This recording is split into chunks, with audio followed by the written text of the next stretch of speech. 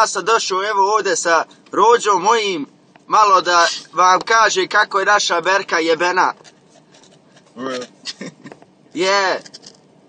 Čekaj, sačekajte, neko me zove. Alo? Gdje je Gorane? Šta ima?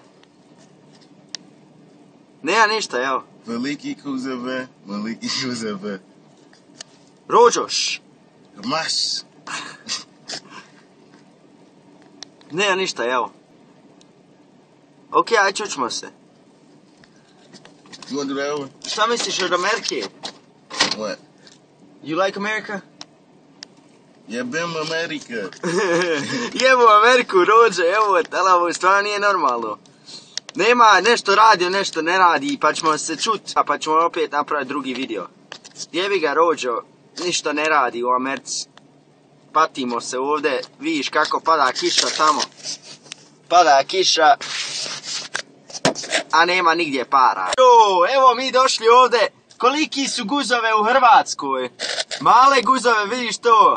A u Americi koliki su guzove? Cheeseburger, veliki kuzeve. Je, toliki guzove, evo majku. Ovo stvarno nije nešto normalno. Aj, nemamo puno vrijeme, on treba ići negdje. Spavao cijeli dan, pa... Znaš, umorio je se dijete. Pogledaj, crnčega. Šta sam htio reći, pa čućmo se opet. Aj, čao, YouTube.